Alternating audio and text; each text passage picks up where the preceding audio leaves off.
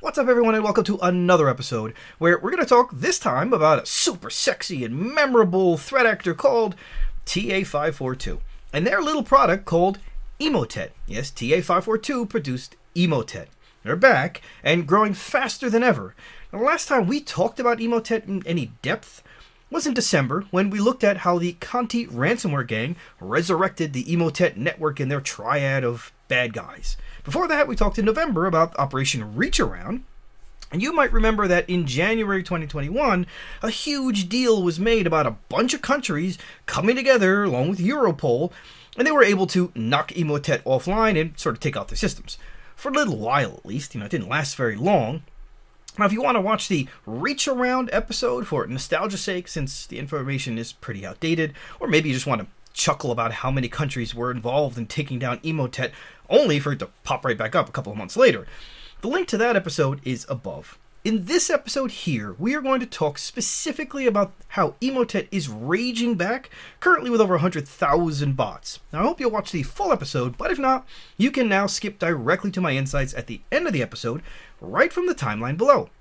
For the rest of you, let's go through the story together and see what we can learn to protect ourselves and others. Oh, drat these computers. They're so naughty and so complex. I could pinch them. To recap, Operation Reach Around was the result of a joint effort between authorities in the Netherlands, Germany, the United States, the United Kingdom, France, Lithuania, Canada, and Ukraine, with international activity coordinated by Europol and Eurojust. The law enforcement agencies were able to take over at least 700 servers used as part of the Emotet botnet's infrastructure. The FBI collected millions of email addresses used by Emotet operators in their malware campaigns as part of the cleanup operation. The Emotet banking Trojan has been actually active since at least 2014. The botnet is operated by the threat actor tracked as TA542. What a sexy name! The infamous banking Trojan was also used to deliver other malicious codes such as Trickbot and QBot Trojans, or ransomware such as Conti, ProLock, Ryuk, and Egregor. Congratulations, you're doing a great job by wanting to learn about Emotet botnet's growth. I appreciate your support by watching my episode about it.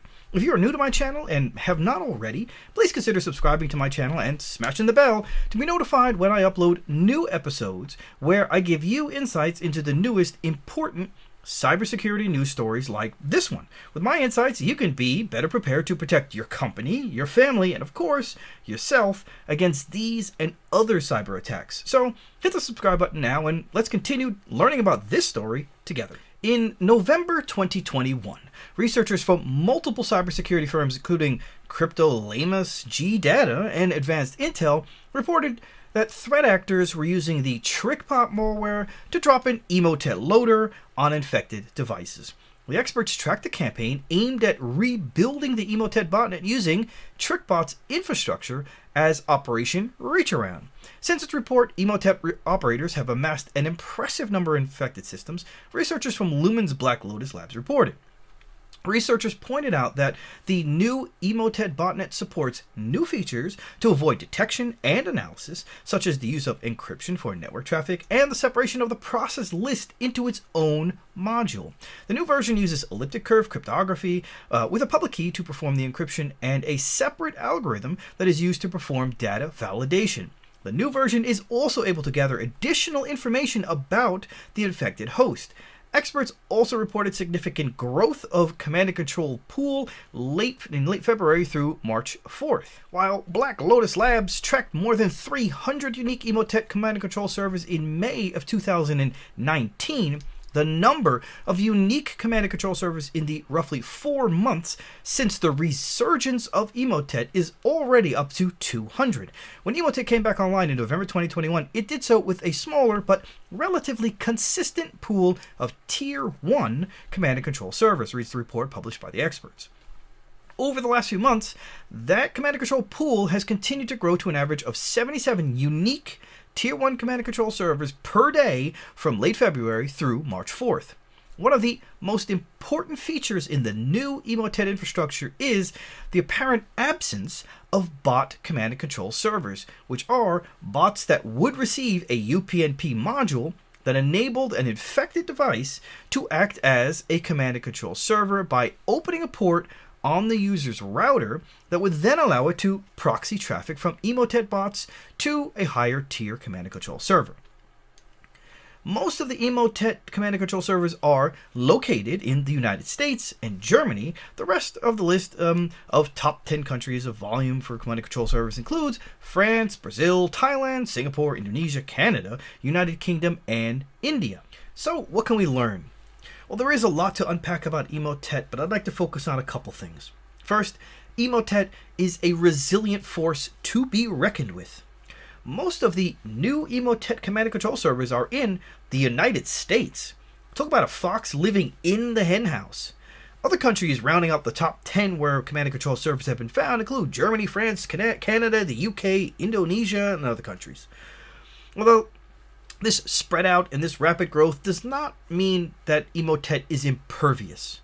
But as we can see, when they get knocked down, what do? They went back to the lab and tried again, like mad supervillains. Their new system is much more modular. Now, you might recall on numerous occasions, I said hacker software will become even more modular. They have to in order to compartmentalize features and systems so that if parts get taken out, the core can still stay online, allowing them to move faster, rebuild faster, and be even more resilient. It's kind of like how certain species protect the mother or the queen. Now, you might have just thought about the movie 13th Warrior. I know I did while I was thinking about this. They hide the queen in some cave and protect it with all their might to keep the species, or in the case of Emotet, the core team or the core command and control servers, from being taken out. This allows them to pop back up in relatively short order. Now, a ton has changed here in terms of technology, let's say, and they use the new structure of the network that they build. One key learning they had, and subsequent change they made, was how the lower tier command and control servers communicate with the higher tier or tier 1 command and control servers. They specifically broke the direct chain between the tiers, removing the bot command and control servers. So in the old system, the bot command and control servers would get a UPnP module, meaning a payload was specifically downloaded onto that infected system, turning it into a bot that allows them to enable UPnP traffic.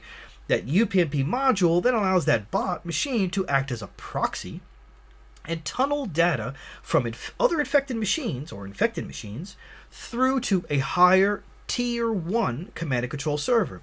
Now that structure is gone. So locating the higher tier 1 command and control server to take it down, or finding the cave where the queen lives, is much more difficult for researchers, thereby making Emotet more modular and resilient. Another key takeaway, and an indication of how dangerous this new version is the growth and distribution of bots.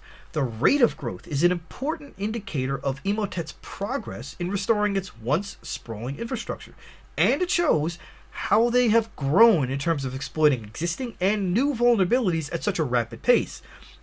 Remember from the story, in 2019 they found 300 command and control servers.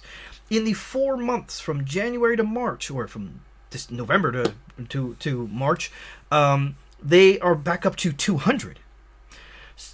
Each new bot they acquire is a potential foothold to a coveted network and presents an opportunity to deploy things like Cobalt Strike, maybe eventually promote it to a bot command and control server, or leads to ransomware. So we have a group, the sexy name TA542, that took on some 8 countries and Europol. They got knocked offline for a few months. In that time, what did they do? They learned, they adapted, and they came back like a tidal wave. So we have to update our knowledge of their TTPs and indications of compromise to ensure we can protect ourselves, our families, and our networks from this newly revamped threat. Now, if you look at their old known TTPs, they achieve initial access either through phishing attacks like everybody, or weak passwords, or valid accounts that may have been leaked. They perform execution using PowerShell, Visual Basic, Windows Command Shell, scheduled tasks, malicious links, WMI, and the list goes on and on. They then achieve persistence via Windows services, registry run keys, and startup folders. Now there is a ton more data on their existing TTPs, and each piece should give you something to take a second look at in your network, whether your home or your office. With that, I say thanks again for watching. Don't forget to share and subscribe if you haven't already, and smash the bell if you haven't already, and I'll see you on the next episode. Take care.